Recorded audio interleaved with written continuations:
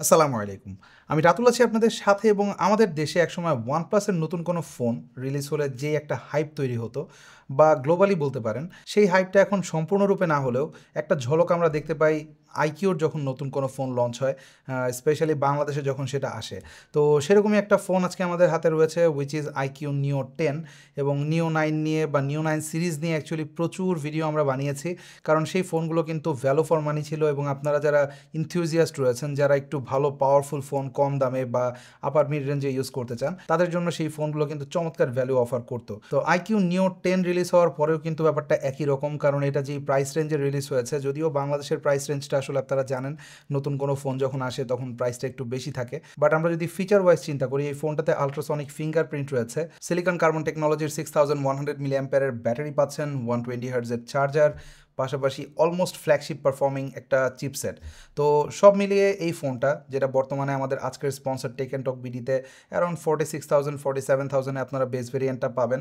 যদিও আমি এখনই সাজেস্ট করবো না কাউকে কিনতে, একটু ওয়েট করে কিনলে হয়তো আপনারা আরও বেটার প্রাইসে কিনতে পারবেন। But Tech and Talk BD সবসময় কিন্তু সিল প্যাক বেচে, সো আপনাদের অথেন্টিসিটি নিয়ে বা ফোনটা প্রিভিয়াসলি ইউজ করা হয়েছিল কিনা বা কোনো রকম সমস্যা রয়েছে কিনা এই ধরনের কোনো ইস্যু হবে না। এনিওয়েজ, তো এই ফোনটা আসলে কেমন বা ওভারঅল আমাদেরকে কেমন এক্সপিরিয়েন্স দিল, কারণ অন পেপার আমরা অনেক কিছুই দেখি, বাট রিয়েল লাইফে আসলে কতটুকু পারফর্ম করলো সেটাই কিন্তু মুখ্য বিষয়। তো শুরুতে একটু বক্স কন্টেন্ট নিয়ে আলোচনা করি। এই ফোনটার বক্সে আপনারা একটা সিলিকন কেস পাচ্ছেন, যেহেতু এটা একেবারেই মানে আপার মিড রেঞ্জের ফোন আসলে বাংলাদেশে, বাট যদি আমরা গ্লোবাল প্রাইস চিন্তা করি তাহলে কিন্তু এটা মিড রেঞ্জের ফোনই বলতে হবে।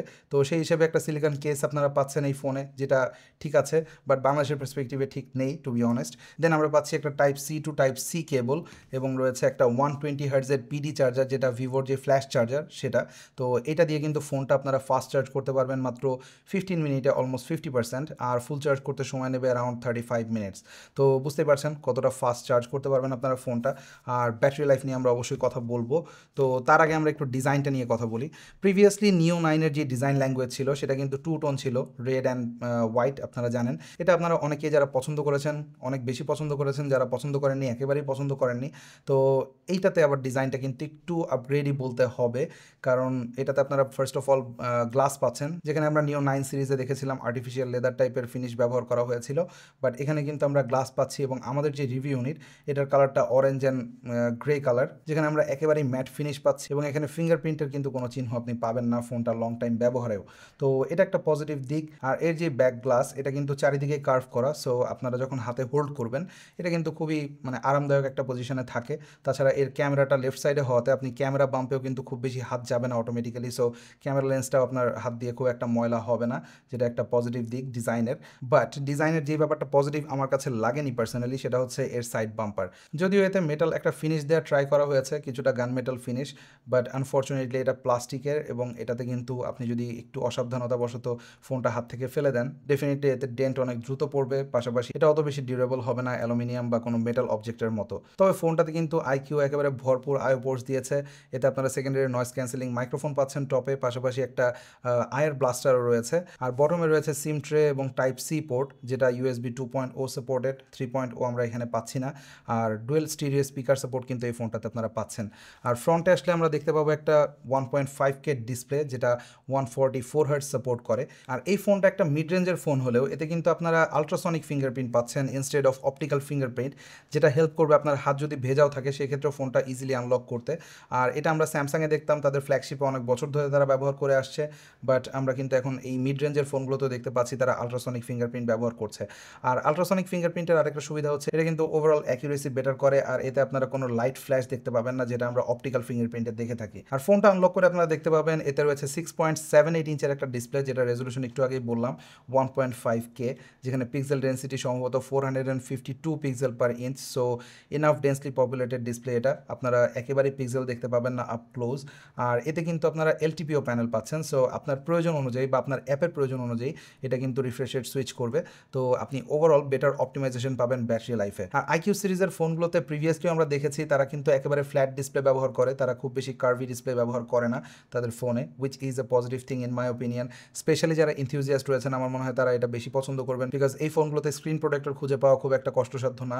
আর বেজেলটাও কিন্তু একেবারেই ন্যারো চারিদিকে, ইনফ্যাক্ট খুবই সিমেট্রিক্যাল বেজেল আমি বলবো, যদিও বটম চিনটা আপনি যদি একটু লক্ষ্য করে দেখেন সেক্ষেত্রে দেখতে পাবেন একটু বড় লাগে, বাট বাকি 3 দিকের বেজেল অলমোস্ট সিমিলার। এছাড়া এই ডিসপ্লেতে 144 হার্টজের রিফ্রেশ রেট রয়েছে, যেটাতে আপনি মানে অ্যামেজিং টাচ রেসপন্সিভনেস পাবেন। লাইক এটা বুঝতেই পারছেন এটা অনেকটা ইনথিউজিয়াসদের টার্গেট করেই আসলে ব্র্যান্ডটা লঞ্চ করা, এবং আমার মনে হয় না এরকম একটা ডিসপ্লেতে তারা কোনোভাবে ডিসঅ্যাপয়েন্টেড হবে। সো আপনি মিডিয়া কনজিউম করুন বা গেমিং করুন, আপনি এই ডিসপ্লেতে অ্যামেজিং পারফরমেন্স পাবেন। And talking about the gaming, ফোনটাকে পাওয়ার করছে লাস্ট ইয়ারের যে স্ন্যাপড্রাগনের ফ্ল্যাগশিপ স্ন্যাপড্রাগন 8 Gen 3 সেটা, কারণ আপনারা জানেন এক্সেলিট কিন্তু একেবারে লেটেস্ট চিপসেট, বাট এটার প্রাইস স্ন্যাপড্রাগন রিসেন্টলি কিন্তু ইনক্রিজ করেছে, যার কারণে এক্সেলিটের যে ফোনগুলো রয়েছে সেগুলোর প্রাইসও কিন্তু কিছুটা বেশি।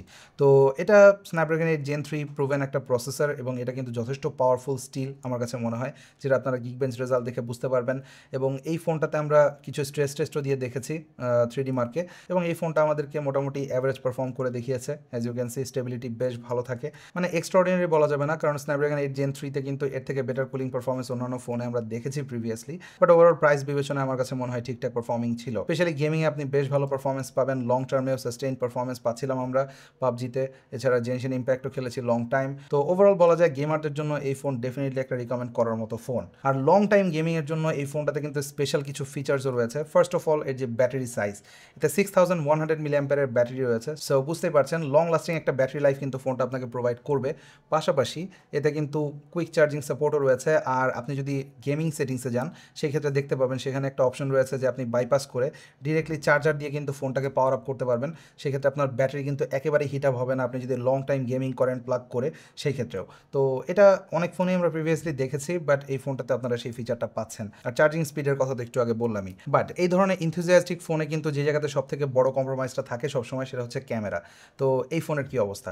ওয়েল, ফার্স্টে ওয়ার্স্ট পার্ট দিয়ে শুরু করি। এর যে front facing camera selfie 8 megapixel মাত্র, এবং এটাতে মানে আপনি যদি রেগুলার ছবি তুলে থাকেন সেক্ষেত্রে ঠিকঠাক আছে, স্ক্রিন টোন মোটামুটি ভালো থাকে। ইভেন এস ডিটেকশন ও পোর্ট্রেটে আমি খুব বেশি সমস্যা দেখিনি, বাট আপনি খুব বেশি মানে আই ক্যাচি ছবি পাবেন না এটা থেকে। আমার কাছে কন্ট্রাস্ট একটু কম মনে হয়েছে বেশিরভাগ জায়গাতেই, পাশাপাশি কালার খুব বেশি পপ আপ করে না, আর এতে বিউটিফিকেশন অফ করে তোলার সাজেশন সবসময়ই থাকে, এটাতে আরও বেশি থাকবে। দেন আমরা যদি রেয়ারের মেইন ক্যামেরায় চলে আসি, এটাতে সোনি IMX-এর 921 যে সেন্সরটা রয়েছে সেটা ব্যবহার করা হয়েছে, এবং এই সেন্সরটা দিয়ে ডে লাইট লো লাইটে আমরা যে ছবিগুলো তুলেছি সেগুলো ঠিকঠাকই কালার দিচ্ছিল, এবং ওভারঅল ডিটেলও বেশ ভালো থাকে। ইভেন ডাইনামিক রেঞ্জ নিয়েও আমি খুব বেশি অসন্তুষ্ট না। আর মেইন সেন্সরে OIS থাকে, আপনার লো লাইটেও কিন্তু বেশ ভালো ছবি আমরা পেয়েছি, শ্যাডো এরিয়াতে ভালো ডিটেল থাকে। ইভেন পোর্ট্রেট মোডের রেজাল্টও ফ্রন্ট ফেসিং ক্যামেরার মতোই বেশ ভালো ছিল, কোনো এজ ডিটেকশনের সমস্যা আমরা দেখিনি কমপ্লেক্স সিচুয়েশনগুলোতেও, আর ট্রানজিশনও বেশ ন্যাচারাল ছিল। বাট যখন আমরা ওয়াইড অ্যাঙ্গেল ক্যামেরায় আসবো, ওয়াইড অ্যাঙ্গেলটা মাত্র 8 মেগাপিক্সেলের, এবং এটা একটা অমনিভিশন সেন্সর। সো এটা থেকে এক্সপেকটেশন খুব বেশি ছিল না, এবং যেমনটা রেজাল্টে দেখতে পাচ্ছেন ছবিগুলো কিন্তু কিছুটা ডাল লাগে। কাজ চালিয়ে নিতে পারবেন, এটা একটা ওয়াইড অ্যাঙ্গেল সেন্সর, সো আপনার ওয়াইডার ফিল্ড অফ ভিউ যদি দরকার হয় সেক্ষেত্রে এটা আপনাকে হেল্প করবে, বাট আনফর্চুনেটলি এটা খুব বেশি কোয়ালিটিফুল ছবি আপনাকে প্রোভাইড করতে পারবে না। তো এটা একটা লিমিটেশন আমার কাছে মনে হয়েছে এই ফোনে। আর সব থেকে বড় লিমিটেশন যেটা মনে হয়েছে তা হচ্ছে ফ্রন্ট ফেসিংয়ে ভিডিও ক্যামেরাতে। এটাতে মাত্র আপনারা 1080p 30 fps ভিডিও রেকর্ড করতে পারবেন ফ্রন্ট ফেসিংয়ে। I don't know why, but এটা বড় একটা লিমিটেশন এই ফোনের। বাট রিয়ার ক্যামেরাতে কিন্তু আবার 8K 30 fps পর্যন্ত ভিডিও রেকর্ড করা যায়, বাট সেই ক্ষেত্রে OIS কাজ করে না। সো একটু শেকি ভিডিও আপনারা পাবেন, যেটা আপনাকে 4K 60 fps কিন্তু আবার বেশ ভালো রেজাল্ট দেবে। তবে এখানে আমরা মানে OIS-এ কিছুটা জিটারিনেস লক্ষ্য করেছি, যেটা আমার মনে হয় এই বাজেট রেঞ্জের একটা ফোন থেকে আসলে এক্সপেক্টেড না। সো ভিডিওতে যারা খুব বেশি সিরিয়াস তাদের জন্য এই ফোনটা রিকমেন্ডেড থাকবে না, তবে ফটো মোটামুটি চালিয়ে নিতে পারবেন। তো সব মিলিয়ে আসলে IQ Neo 10 ফোনটা কেমন বা রিকমেন্ড করার মতো কিনা? ওয়েল, শুরুতেই যেটা বললাম যে এটা আসলে ইনথিউজিয়াসদের ফোন, কারণ এটাতে আসলে যারা স্পেক্সটা অনেক বেশি প্রায়োরিটি দেয় এবং পারফরমেন্সটাকে ফার্স্ট প্রায়োরিটি দেয় rather than camera and staff, তাদের জন্য এটা একটা ভেরি গুড অপশন। স্পেশালি আমরা যদি বাংলাদেশের পার্সপেক্টিভে চিন্তা করি, যদিও ইন্টারন্যাশনাল প্রাইস আপনারা যারা সরাসরি কনভার্ট করে প্রাইসিং করেন তাদের একটু ডিসঅ্যাপয়েন্টেড হতে হবে, বিকজ বাংলাদেশের প্রাইসটা তার থেকে অনেক বেশি। বাট এখানে অনেকগুলো লুপ হোল রয়েছে যার কারণে আসলে প্রাইসটা এত বেশি হয়ে যায়। এনিওয়েজ, সেদিকে আর যাচ্ছি না। বাট ওভারঅল আপনারা যদি ফোনটা কিনতে চান ডেফিনেটলি রিকমেন্ডেড থাকবে, বাট কিছুদিন পর কিনলে আমার মনে হয় ওভারঅল একটা বেটার ভ্যালু আপনারা পাবেন। তো এই ছিল বেসিক্যালি IQ Neo 10 নিয়ে বিস্তারিত। ভিডিওটা কেমন লাগলো অবশ্যই কমেন্ট সেকশনে জানাবেন। আর আমার এই অ্যামেজিং হুডিটা যদি আপনারা কিনতে চান আপনারা চলে যেতে পারেন ব্রিজ বিতে, তাদের ওয়েবসাইট লিঙ্ক এবং ফেসবুক লিঙ্ক আমি ভিডিও ডিসক্রিপশনে দিয়ে দিব। আর আপনারা যদি আমার কোডটা ব্যবহার করেন রাতুল10, সেক্ষেত্রে আপনারা 10% ডিসকাউন্টও পেয়ে যাবেন। এটা ছাড়াও তাদের কাছে আরও অসংখ্য অ্যামেজিং সব হুডিজ রয়েছে, so go check them out. দেখা হবে পরবর্তী কোনো ভিডিওতে। টিল দেন, আল্লাহ হাফেজ।